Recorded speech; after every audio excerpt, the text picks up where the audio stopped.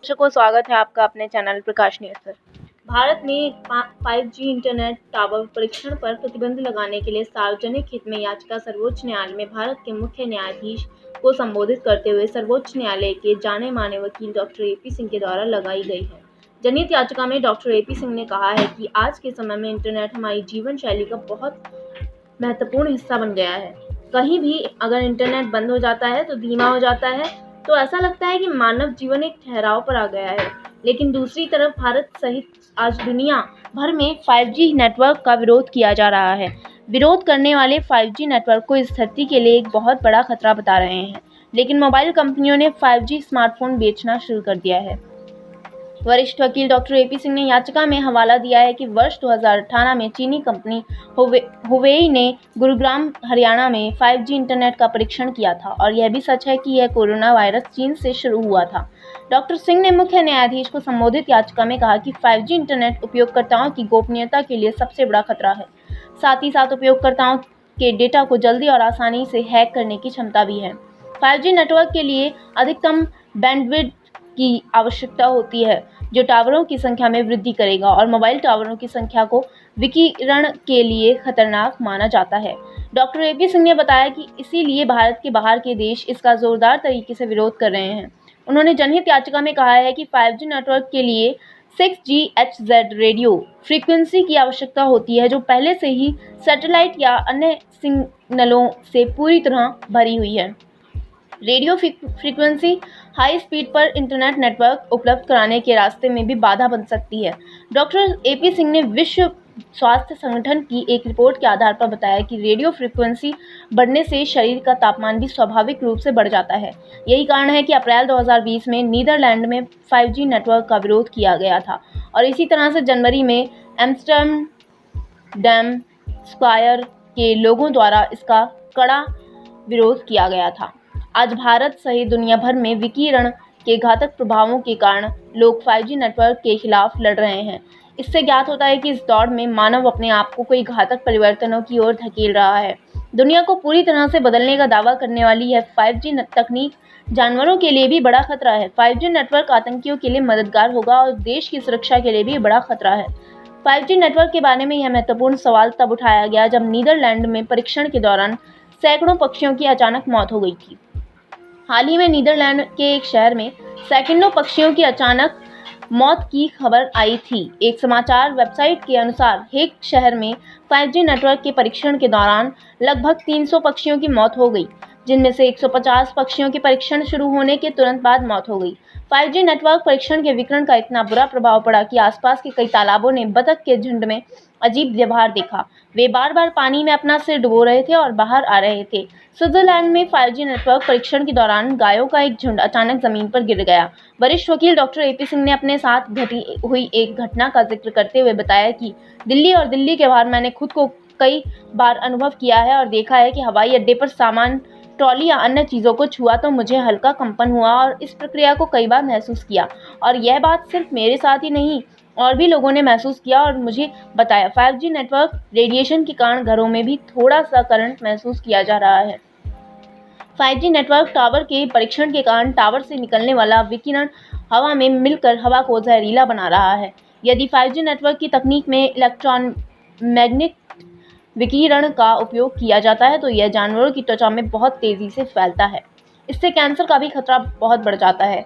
गर्भावस्था के दौरान मोबाइल विकिरण से महिलाओं के साथ साथ बच्चे पर भी असर पड़ता है। डॉक्टर सिंह ने याचिका में मेडिकल का डाटा देते हुए बताया कि वर्तमान में देश के अंदर amplified global 5G electromagnetic radiation केवल एक वायरस नहीं है, बल्कि एक जीवाणु है जो 5G विकिरण के कारण बहुत कम प्रतिरक्षा वाले लोगों को तेजी से नुकसान पहुंचा रहा है, क्योंकि यह सच्चाई सामने आई है कि कोविड-19 कोरोना वायरस रक्त जमा करता है, जिससे व्यक्ति को थ्रोम्बोसिस हो जाता है, जिसके कारण रक्त शिराओं में जमा हो जाता है और उसके मस्तिष्क को, हृदय और फेफड़ों को ऑक्सीजन नहीं मिलती है, जिसके कारण व्यक्ति को सांस की तकलीफ के कारण तेजी के साथ मौत हो रही है। डॉक्टर एपी सिंह ने जनहित याचिका के माध्यम से देश के लोगों के अनुरोध के बारे में भारत के माननीय मुख्य न्यायाधीश को अवगत कराया है। वरिष्ठ वकील डॉक्टर एपी सिंह ने कहा कि माननीय मुख्य न्यायाधीश भारत सरकार और सूचना एवं प्रसारण मंत्रालय प्रौद्योगिकी विभाग से विस्तृत जानकारी लेने के बाद देशवासियों के स्वास्थ्य को ध्यान में रखते हुए जनहित में भारत में 5G इंटरनेट परीक्षण पर भारतवासियों के न्याय हित में प्रतिबंध लगाएं।